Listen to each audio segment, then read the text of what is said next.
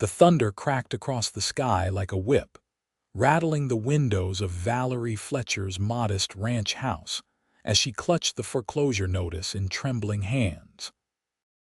6 months since Thomas had been lowered into the cold Montana earth, and now the Rocking F Ranch, the dream they'd built together over 15 years of marriage, was slipping through her fingers like the rain that pelted the roof of the home she was about to lose. Montana Territory, 1878. The unforgiving landscape that had once represented promise now seemed to mock Valerie's every effort to keep the ranch afloat. Her late husband, Thomas, had been more than just her partner. He had been the backbone of their operation. Without him, the ranch hands had gradually drifted away, seeking more stable employment, leaving only old Jim, who was more family than employee, to help manage what remained of their once thriving cattle business. Valerie set the notice down on the kitchen table and stared out at the rain-soaked pastures. 3 days. That's all the time she had left before the bank would take everything. 3 days to come up with $800, a fortune she simply didn't have. Miss Val. Jim's weathered voice called from the doorway, his hat clutched respectfully in gnarled hands. Stage just came in.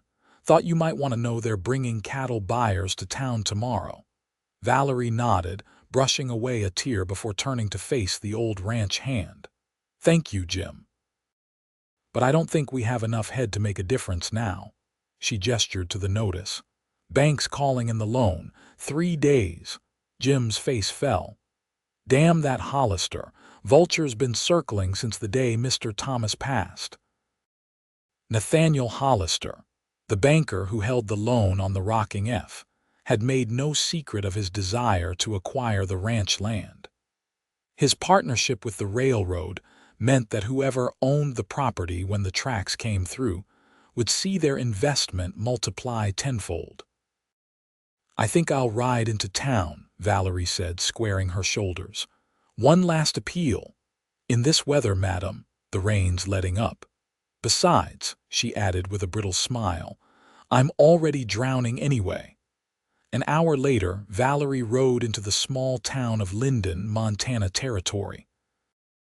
The main street was a muddy river after the storm, and few people were about.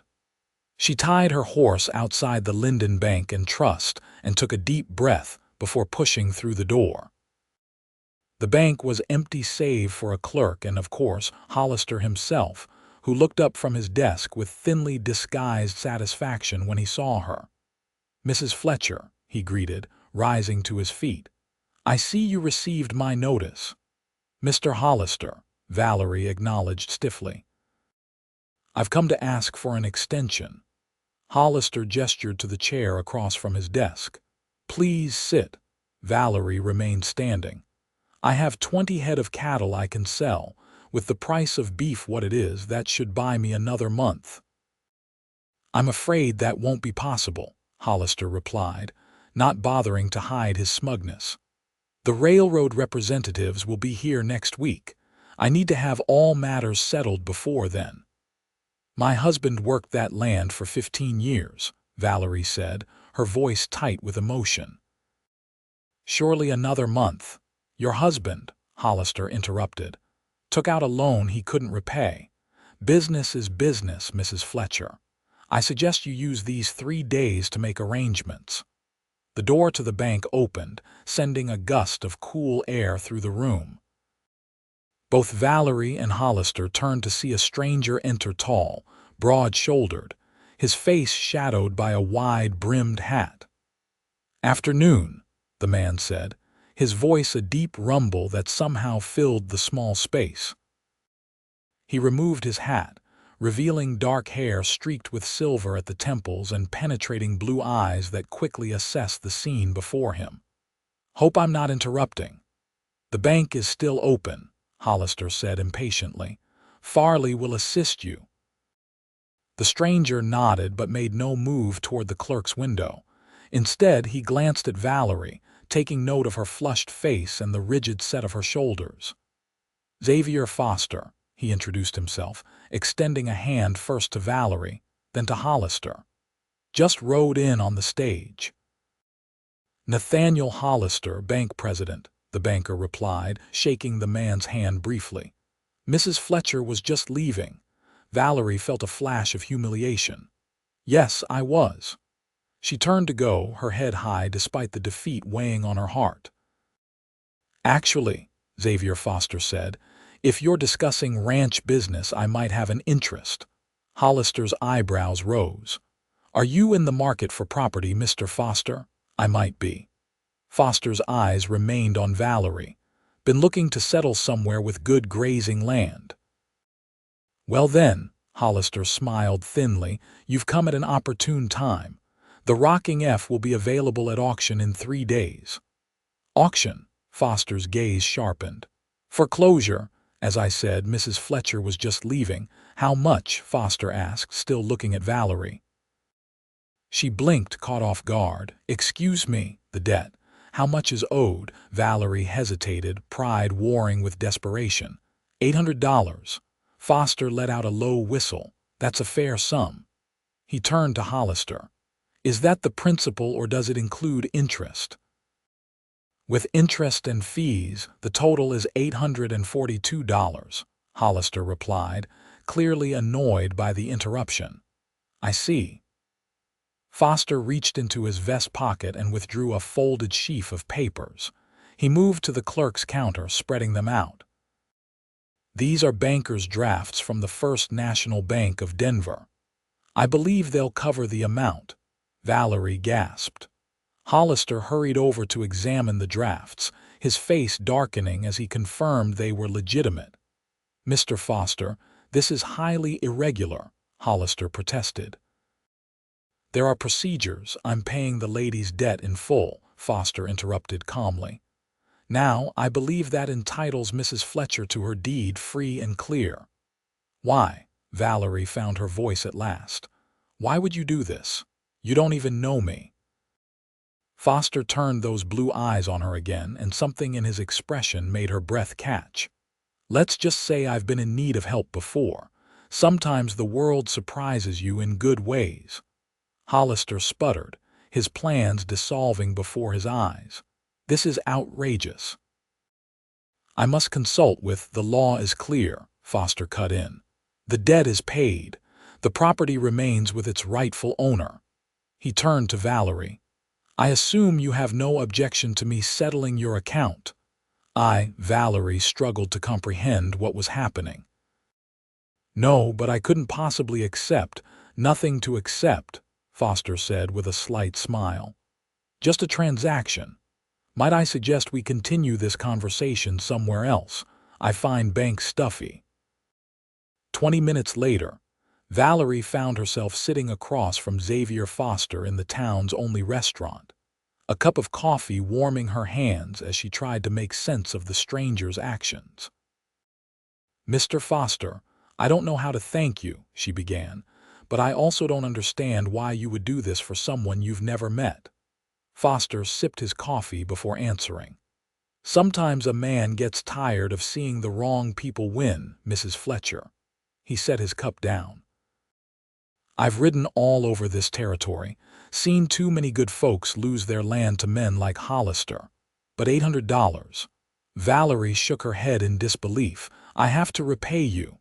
"No." His response was firm. "You don't. I can't accept charity. It's not charity. Consider it." He paused, searching for the right words. "An investment in decency." Valerie studied him. Xavier Foster looked to be in his mid-30s, with the weathered complexion of a man who spent most of his life outdoors. His clothes were well worn but of good quality. A cattleman, perhaps, or a horse trader. Whatever he was, he didn't look like someone who could casually part with such a sum.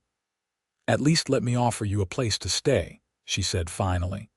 "The ranch house has plenty of room, and it would save you the expense of the hotel." Foster considered this for a moment. "That's kind of you, but I wouldn't want to impose." "You saved my ranch," Valerie said simply. "It's hardly an imposition." After a moment, Foster nodded. "All right, I accept your hospitality, Mrs. Fletcher. Valerie, she corrected him. After what you've done, I think we can dispense with formalities. Valerie, he repeated, and something in the way he said her name sent an unexpected warmth through her. And I'm Xavier, though most folks call me Zav. They rode back to the ranch together, Valerie still trying to process the miracle that had just occurred. The rain had stopped, and the late afternoon sun broke through the clouds, gilding the wet landscape in gold. As they crested the hill that overlooked the rocking F, Valerie felt a surge of gratitude so powerful it brought tears to her eyes. This land, her land, was still hers. Jim was mending fence in the yard when they rode in, his wizened face registering surprise at the sight of Valerie returning with a stranger. "Jim," Valerie called as they dismounted, "this is Mr. Xavier Foster. He's—" She hesitated, still unsure how to explain what had happened. "He's our guest for a while." Jim nodded a greeting, but his suspicious gaze lingered on Foster as he took the reins of both horses. "I'll see to these," he said. "Supper'll be ready soon." Inside the house, Valerie showed Xavier to the guest room, a simple but comfortable space that had rarely been used. "It's not much," she apologized, "but it's clean." "It's more than fine," he assured her. "I've spent most of the last year sleeping under the stars." "What brings you to Linden?" Valerie asked, curious about this enigmatic man who had so dramatically altered her circumstances. Xavier set his saddlebags down on the bed. "Looking for a fresh start, I suppose. Heard there was good land in these parts." "There is," Valerie confirmed, "though much of it's already claimed. Linden's growing fast with the railroad coming." "So I've heard." Something in his tone made Valerie wonder if there was more to his arrival than he was letting on. Over a simple supper of stew and cornbread, Jim gradually warmed to their guest as Xavier shared stories of his travels across the Western Territories. He spoke of Denver's growth, of the Sioux in the Dakota Territory, of cattle drives in Texas. He was well-spoken for a cowboy, Valerie noted, and there was an intelligence in his eyes that suggested education beyond what most drifters received. "You know cattle," Jim observed as Xavier described a particularly difficult drive he'd led from Texas to Kansas. "Worked with them most of my life," Xavier confirmed. "Started as a ranch hand in Colorado when I was 16, worked my way up to trail boss by 25. We could use a hand around here," Jim said, glancing at Valerie. "Since Mr. Thomas passed, it's been just me and Miss Val trying to keep things going." Valerie shot Jim a warning look. "Jim, Mr. Foster is our guest, not hired help." "I don't mind earning my keep," Xavier said. "Be glad to help out while I'm here. How long do you plan to stay in Linden?" Valerie asked, trying to ignore the flutter of interest his words provoked. Xavier shrugged. "Haven't decided yet. Depends on what opportunities present themselves." That night, after Xavier had retired to the guest room, Valerie sat at her kitchen table, the foreclosure notice now rendered powerless in front of her. Jim settled into the chair across from her, his expression serious. "That's quite a man," he said quietly. "Paid your debt just like that." "I know," Valerie replied, still stunned by the day's events. "I can't make sense of it, Jim. Why would he do that?" "Some men still believe in doing right," Jim said. "Question is, what's his angle? Does there have to be one?" Jim gave her a look that suggested she was being naive. $800 is a lot of money to part with for a stranger's sake, Miss Val. Man like that usually wants something in return." He said he didn't. "They all say that at first." Jim's voice was gentle but firm. "I'm not saying he's got bad intentions, just that you should be careful. Pretty widow like you, alone on a valuable piece of land attracts all kinds." Valerie sighed. "I know, Jim, but what choice do I have? He saved the ranch." Just keep your eyes open, Jim advised as he stood to leave. And remember, you don't owe him anything more than what you've already offered. After Jim left for his cabin, Valerie remained at the table, staring at the notice.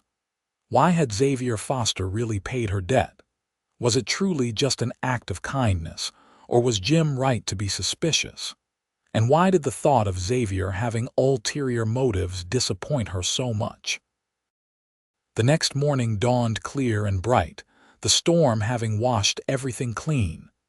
Valerie rose early, as was her habit, and was surprised to find Xavier already in the kitchen, coffee brewing on the stove. "Hope you don't mind," he said when she appeared. "Early riser." "Not at all," Valerie replied, oddly flustered by his presence in her kitchen, the domesticity of the scene striking her forcefully. "I appreciate the coffee." They worked together that day, Xavier easily falling into the ranch routine. He helped Jim repair fences damaged in the storm, checked on the small herd of cattle, and examined the barn roof, which had been leaking for months. By sundown, the roof was patched, the fences were mended, and Valerie found herself watching Xavier from the porch as he unsaddled his horse, his movements efficient and graceful. "You've done this before," she observed when he joined her on the porch. "Ranch work," he smiled slightly. "Yes, madam." "Most of my life." "No, I mean." Valerie hesitated. "Helping people, strangers." Xavier leaned against the porch railing, his gaze on the distant mountains. "What makes you say that? The way you handled Hollister, the way you stepped in, it seemed practiced." He was silent for a long moment. "I've seen too many good people lose everything to men like him. Sometimes I can help, not often enough." "Is that what you do? Travel around helping people in trouble?" Xavier laughed, the sound warm and genuine. "That would make me quite the hero, wouldn't it?" "No, I'm just a man trying to make my way.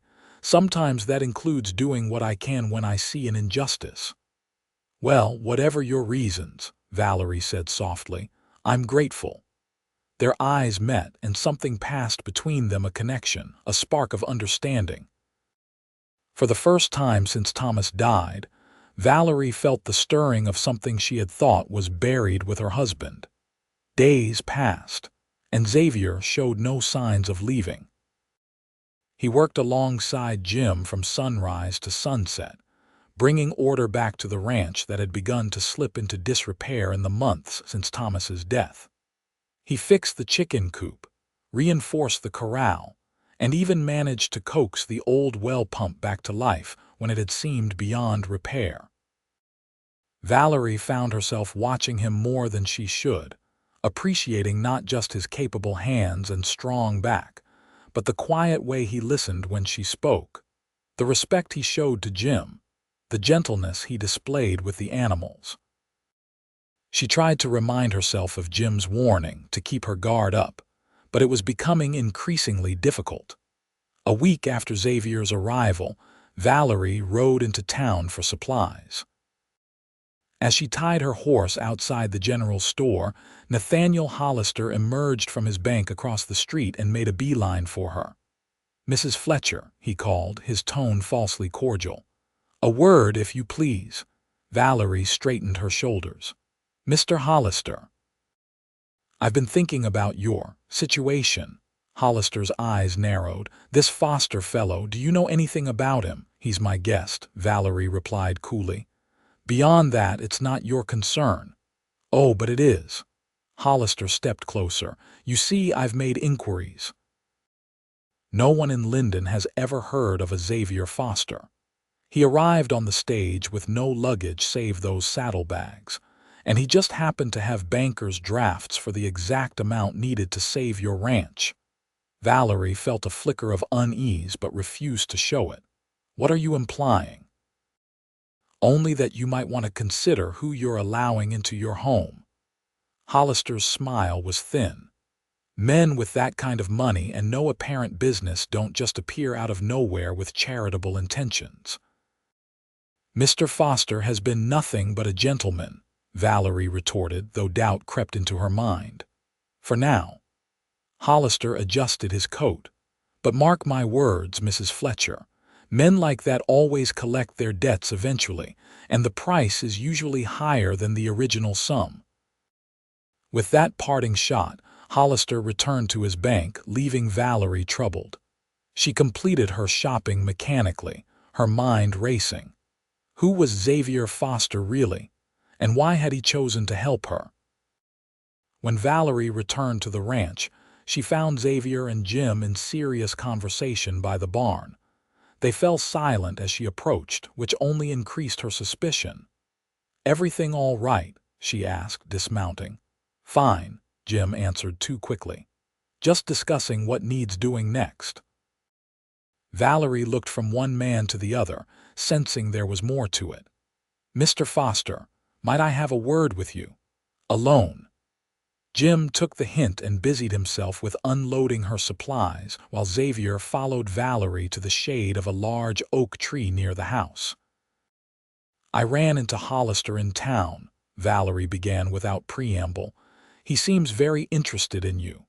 Xavier's expression revealed nothing. "Not surprising, I interrupted his plans. He says no one in Linden has ever heard of you." "Also not surprising, since I've never been to Linden before last week." Valerie took a deep breath. "Who are you really, Mr. Foster, and why are you here?" Xavier studied her for a long moment. "You're wondering if Hollister's right to be suspicious. Wouldn't you be? A stranger rides into town and pays off my debt without asking for anything in return. It doesn't make sense." "Not everything has to make sense to be true, Valerie. Please," she said, her voice catching. "I need to know who I've invited into my home." Xavier sighed and removed his hat, running a hand through his hair. "My name is Xavier Foster, that much is true. I was born in Virginia, raised in Colorado after the war. I've worked cattle most of my life." He paused. "But Hollister's right about one thing: men with money don't just appear out of nowhere." "Then why are you here?" "Because Thomas Fletcher was my friend." Valerie stared at him, stunned. "What?" "We rode together during the war, both for the Union. Lost touch after, but ran into each other again about 5 years ago in Denver. He was there buying breeding stock." Xavier's eyes held her steadily. "We kept in touch through letters. When I heard he'd died, I wanted to pay my respects. By the time I made it here, I discovered you were about to lose the ranch." Valerie's mind reeled. "Thomas never mentioned you. We weren't close in that way, just two men who respected each other." Xavier's expression softened. "He wrote about you, though. About how proud he was of the life you'd built together." Tears pricked Valerie's eyes. "Why didn't you tell me this from the beginning? Would you have believed me? A stranger claiming to be your late husband's war buddy, conveniently arriving just when you needed help." Xavier shook his head. "I thought it better to help first, explain later." "So you paid my debt because of Thomas?" "Partly," Xavier admitted. "But also because it was the right thing to do. Hollister's the kind of man who gets rich off other people's misfortunes. I've had my fill of his type." Valerie sat heavily on a nearby stump, trying to process this revelation. "Do you have proof of knowing Thomas?" Xavier reached into his vest pocket and withdrew a folded letter. "His last letter to me," he said, handing it to her, "sent about a month before he died." With trembling fingers, Valerie unfolded the paper. It was indeed Thomas's handwriting, and as she read, tears flowed freely down her cheeks. Thomas wrote of his concerns about his health, about the ranch, about his fears for Valerie if anything should happen to him. And he wrote of his friendship with Xavier, "a man I would trust with my life and have." "He knew," Valerie whispered. "He knew he was dying." "Yes," Xavier said gently, "I think he did. But why didn't he tell me? Some men can't bear to worry those they love." "He probably thought he had more time." Valerie refolded the letter and returned it to Xavier. "Thank you for showing me this, and for helping, even if I don't understand why you didn't just tell me from the start." I'm sorry for that, Xavier said sincerely. I wasn't sure how you'd react. And honestly, I wasn't planning to stay. Just pay the debt and move on. What changed your mind? Xavier's gaze was direct. You did. The air between them seemed to thicken with unspoken words. Valerie looked away first, confused by the feeling stirring within her. I should help Jim with the supplies, she said, rising quickly. Xavier nodded, understanding her need for space. Of course. As Valerie walked back to the house, her mind was in turmoil. Xavier had known Thomas had come because of that connection. But there was something more now, something growing between them that had nothing to do with her late husband. And that realization both thrilled and terrified her. The next few days brought a new awkwardness between Valerie and Xavier. She found herself simultaneously drawn to him and fighting that attraction. He had been Thomas's friend. Was it disloyal to feel this way about him? And yet, the connection was undeniable. Xavier, for his part, maintained a respectful distance, continuing to help around the ranch but never pushing for more than Valerie was willing to give. His patience only made her admire him more. Jim observed their dance with knowing eyes but kept his thoughts to himself, except for one evening when he found Valerie alone on the porch, watching Xavier in the distance as he checked on a sick calf. He's a good man, Jim said, settling into the chair beside her. Different than Mr. Thomas, but good in his own way. Valerie sighed. I know, but it's complicated, Jim.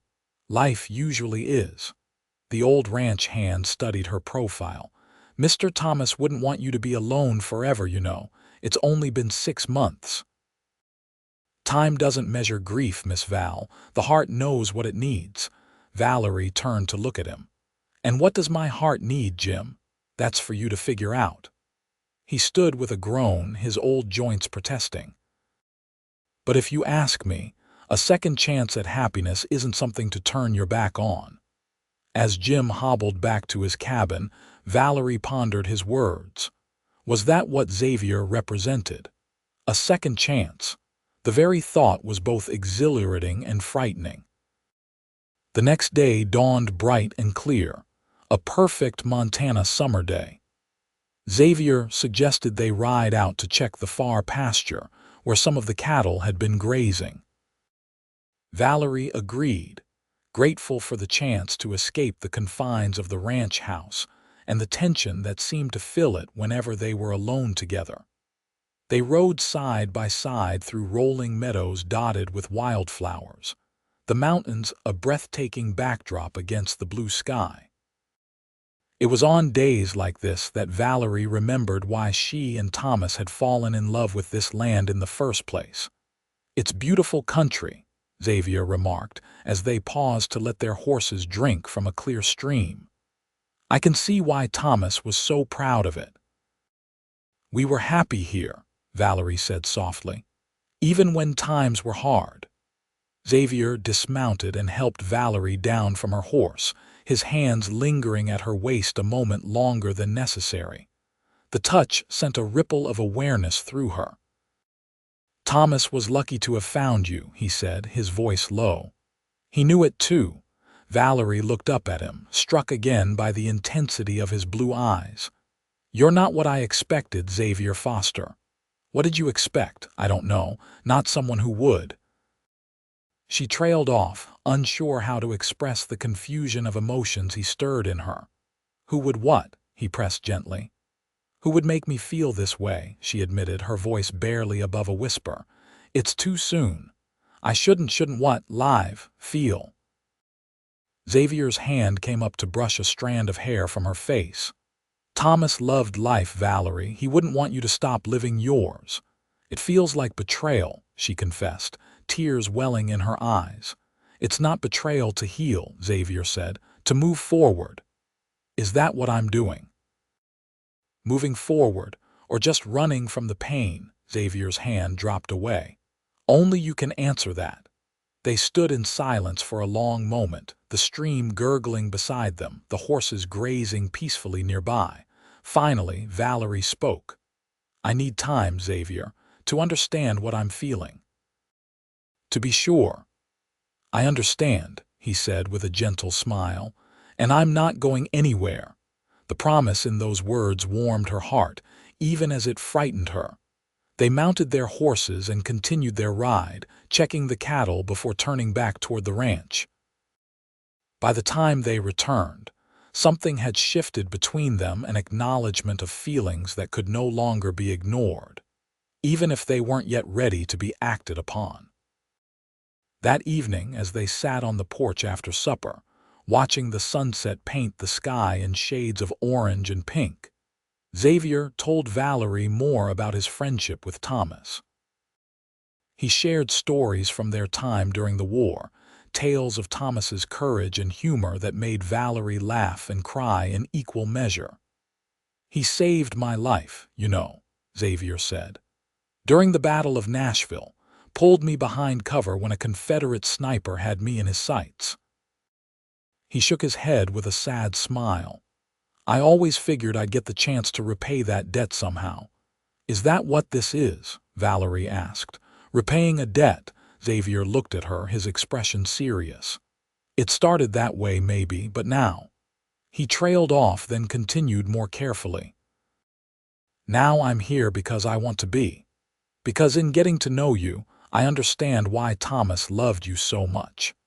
The admission hung in the air between them, fraught with implications neither was quite ready to face. Valerie's heart raced, but before she could respond, the sound of approaching horses drew their attention.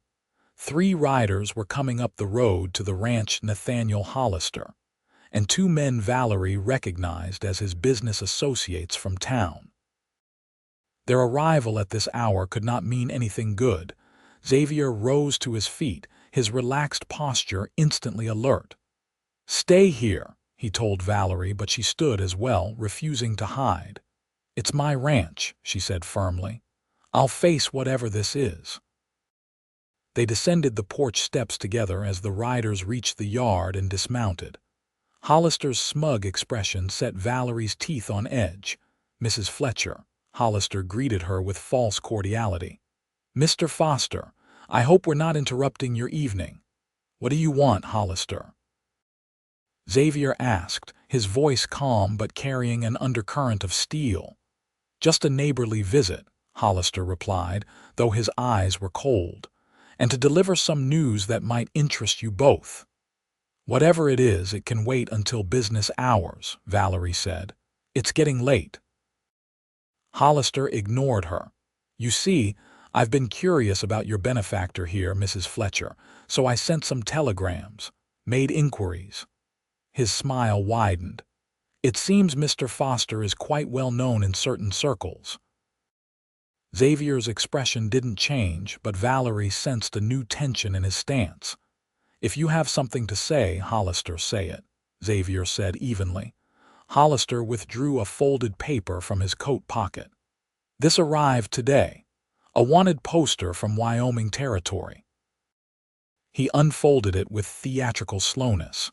"For one Xavier Foster, wanted for bank robbery and murder." Valerie's blood ran cold. "That's absurd." "Is it?" Hollister's gaze fixed on Xavier. 3 men dead, $10,000 missing from the First Bank of Cheyenne. Quite a coincidence that you showed up here with enough cash to pay off Mrs. Fletcher's debt, wouldn't you say? Xavier's face remained impassive. "May I see that poster?" Hollister hesitated, then handed it over with obvious reluctance. Xavier studied it for a moment before passing it to Valerie.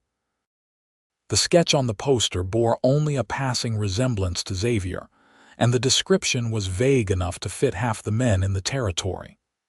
"This isn't proof of anything," Valerie said, handing the poster back to Hollister with barely concealed contempt.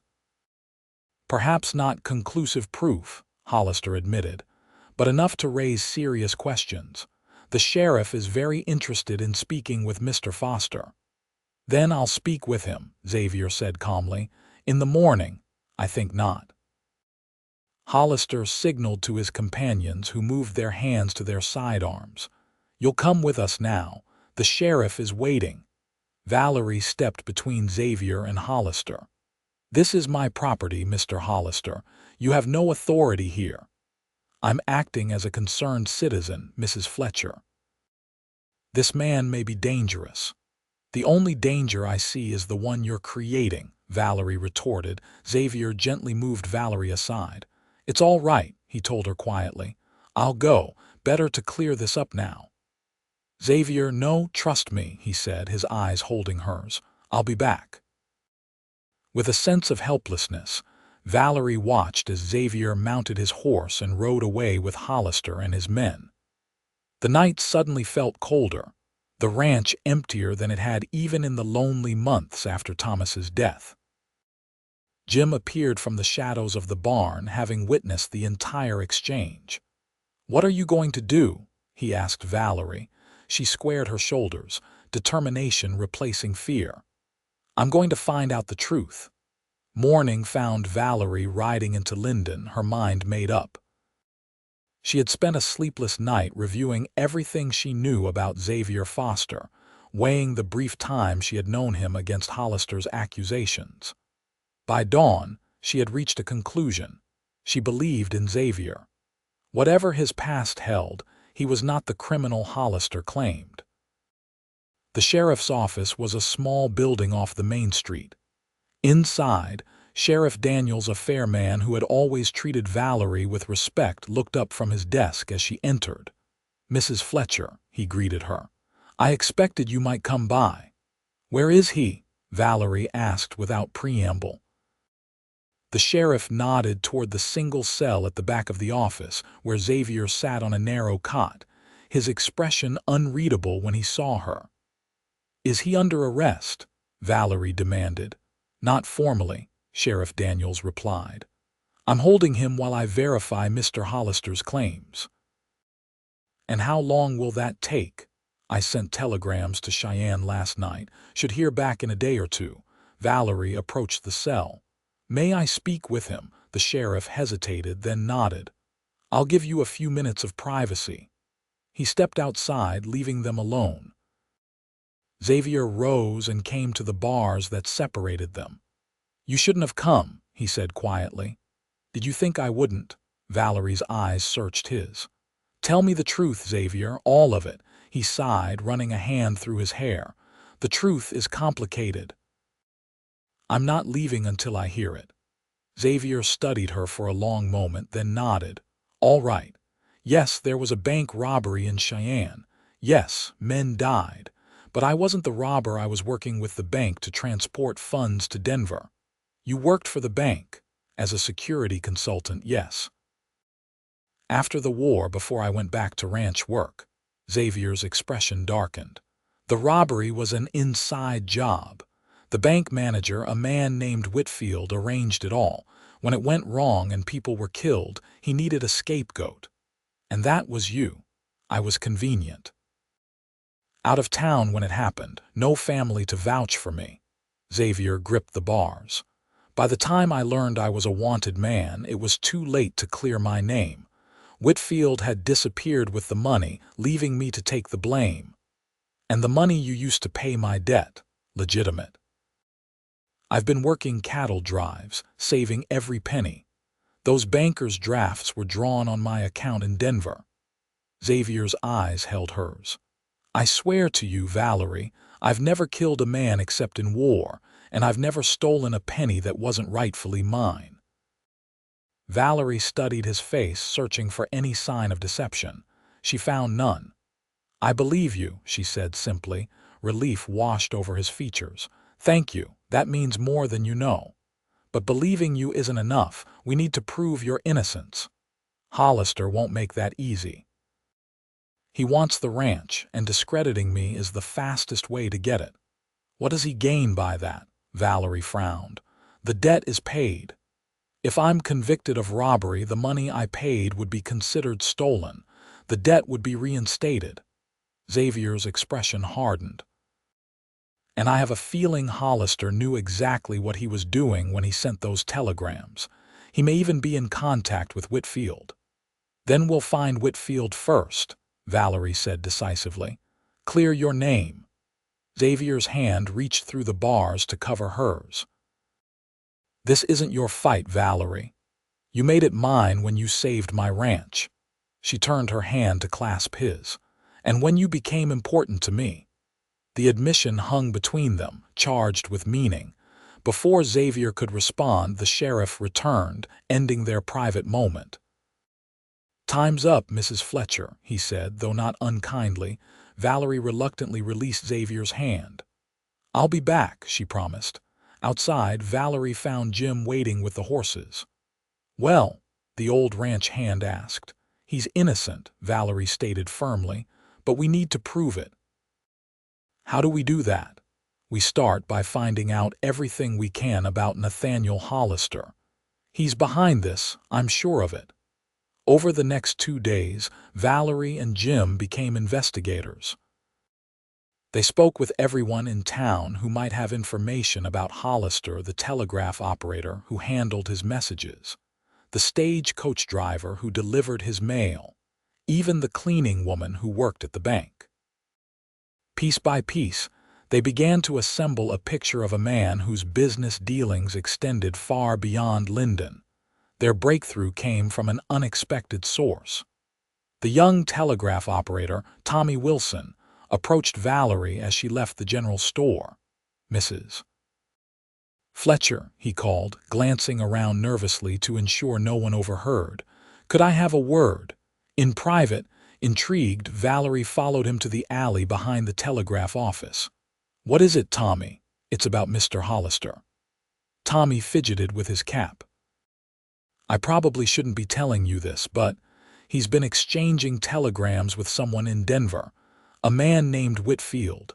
Valerie's heart raced. Are you sure? Tommy nodded. Started about a week ago, right after Mr. Foster arrived. Mr. Hollister seems mighty interested in keeping track of this Whitfield fella's whereabouts. You know where Whitfield is now? According to the last telegram, he's on his way here, due on tomorrow's stage. Tommy replaced his cap. I don't know what's going on, madam, but Mr. Hollister ain't been acting right since Mr. Foster showed up. Valerie pressed a coin into Tommy's hand. Thank you, Tommy. You've been more helpful than you know. Armed with this new information, Valerie formulated a plan.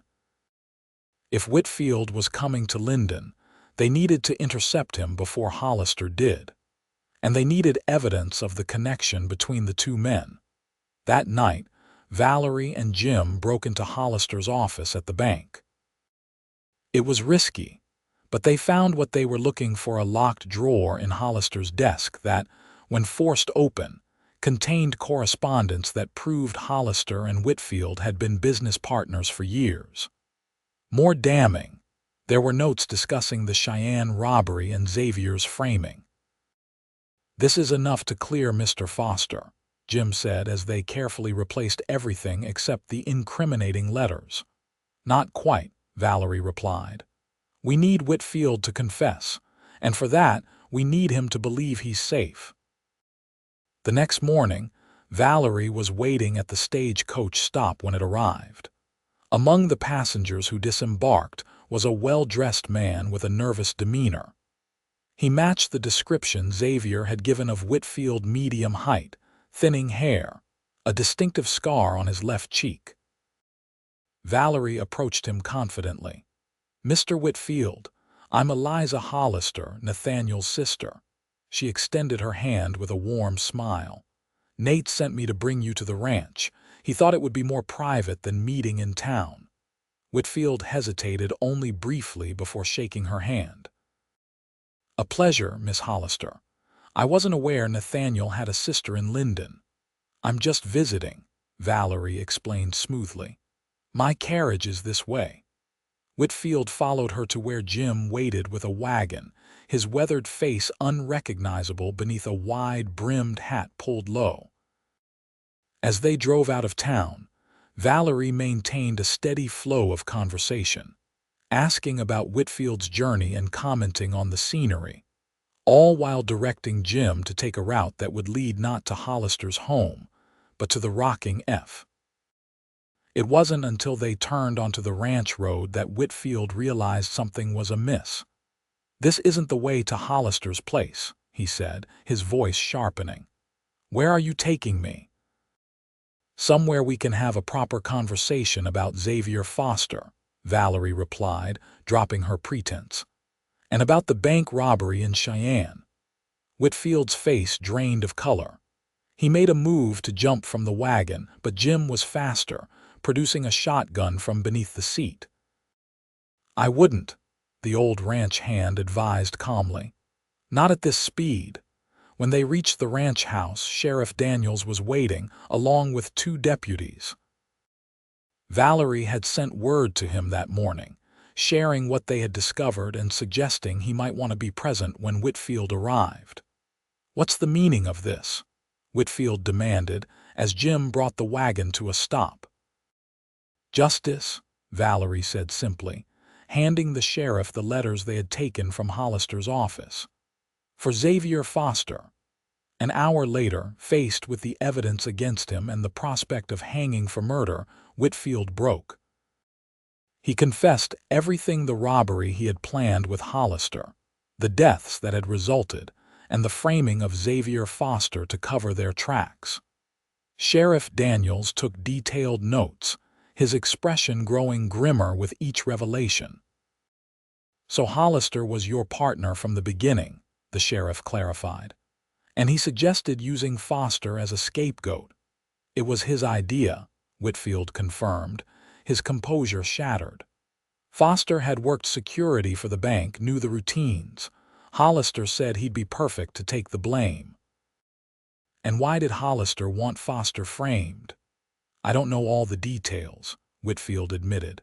"Something about Foster interfering with his plans before, said it was personal." The sheriff turned to Valerie. "I think we have what we need, Mrs. Fletcher." "I'll be releasing Mr. Foster immediately." Relief flooded through Valerie. "Thank you, Sheriff."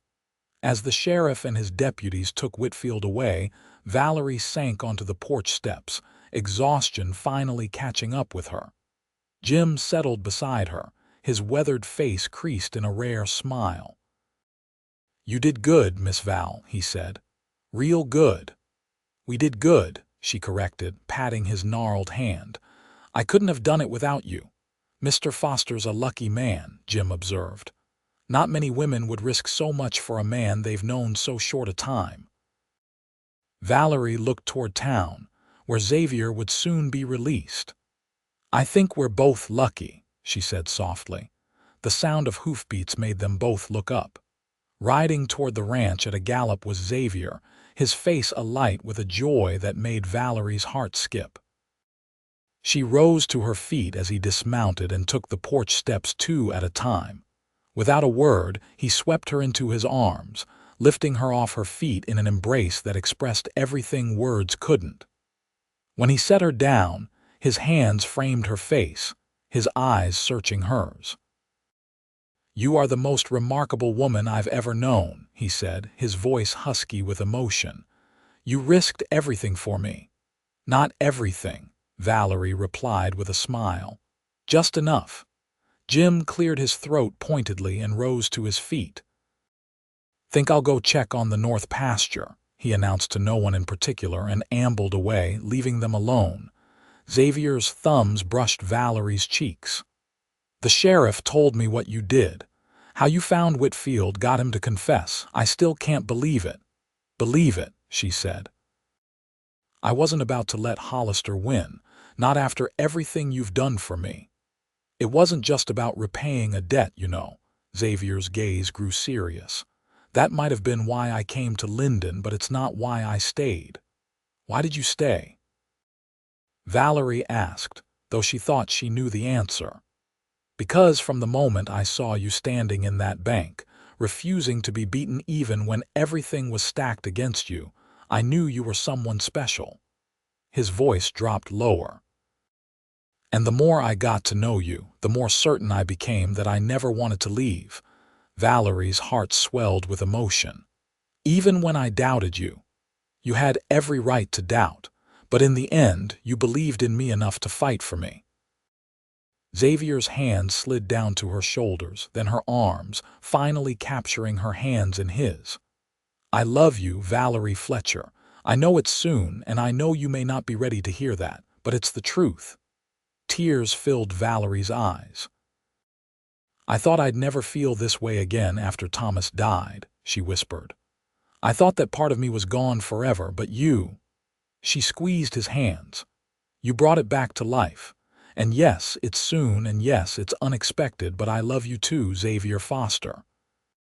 The confession seemed to unleash something in Xavier. With a sound that was half laugh, half groan, he pulled her to him and kissed her. It was a kiss unlike any Valerie had ever experienced, passionate and tender all at once, filled with promise and hope, and a future neither of them had imagined possible just weeks ago. When they finally parted, both breathless, Xavier rested his forehead against hers. "So what happens now?" he asked. Valerie smiled. "Now we build something new, together." In the days that followed, Nathaniel Hollister was arrested as an accessory to the Cheyenne robbery and murders. His fall from grace was swift and complete, leaving the townsfolk of Linden reeling from the revelation that one of their most prominent citizens was a criminal. For Valerie and Xavier, life settled into a new rhythm. With Xavier's knowledge of cattle and Valerie's determination to honor Thomas's legacy, they began to restore the rocking F to its former prosperity. They worked side by side from dawn till dusk, rebuilding what had been neglected during Valerie's months of grief. Jim watched their growing relationship with approval, occasionally sharing stories of Thomas that made them all laugh. Rather than creating distance between Valerie and Xavier, these memories seemed to strengthen their bond, as if Thomas's spirit gave his blessing to their happiness. 3 months after Xavier's arrival in Linden, on a crisp autumn evening with the mountains painted gold by the setting sun, he asked Valerie to marry him. They were sitting on the porch swing after supper, wrapped in a comfortable silence broken only by the creak of the swing and the distant lowing of cattle. "I've been thinking," Xavier said, his arm around her shoulders. "A dangerous pastime," Valerie teased, nestling closer against the evening chill. "I'm serious." He shifted to face her, taking both her hands in his. "I know we haven't known each other long, but I've never been more certain of anything in my life. I want to build a future with you, Valerie." "Here on this land." Valerie's heart raced. "What are you saying, Xavier?" "I'm saying." He slipped from the swing onto one knee before her, still holding her hands. "Valerie Fletcher, will you marry me? Will you be my wife, my partner in everything?" Tears of joy filled Valerie's eyes. "Yes," she whispered, then louder. "Yes, Xavier Foster, I will marry you." Their wedding was a simple affair, held in the Linden church with Jim giving the bride away and the entire town in attendance. The rocking FTKS brand was modified to include an intertwined F for both Fletcher and Foster, symbolizing the union not just of two people, but of past and present, of memory and hope. In the years that followed, the ranch thrived under their joint stewardship. Xavier's experience with cattle and Valerie's head for business proved a formidable combination. They expanded their herd, improved their breeding stock, and built a reputation throughout the territory for quality and fair dealing. 2 years after their wedding, their family grew with the birth of a son, Thomas Xavier Foster, named for the two men who had shaped Valerie's life in such profound ways. The following year brought a daughter, Sarah, who had Valerie's spirit and Xavier's blue eyes. On the 5th anniversary of Xavier's arrival in Linden, as they sat on the same porch where he had proposed, watching their children play in the yard while Jim told them exaggerated tales of his youth, Valerie turned to her husband. "Do you ever think about how differently things might have turned out?" she asked. If you hadn't come to Linden when you did, Xavier's arm tightened around her. Sometimes. But then I look at what we've built together, and I know it couldn't have happened any other way. You saved the ranch, Valerie mused. But really, you saved me from a life of just existing. We saved each other, Xavier corrected gently. And honored Thomas in the process. I think he'd be proud of what we've done here. Valerie followed his gaze to their children, to the thriving ranch that stretched before them, to the life they had created out of loss and chance and courage. Yes, she agreed softly. I think he would. As the sun set over the Montana mountains, painting the sky in hues of gold and pink, Valerie Fletcher Foster knew with absolute certainty that sometimes the greatest blessings come disguised as trials. A debt paid by a stranger had led to the greatest gift of all, a second chance at love, at family, at life itself. And for that, she would be forever grateful.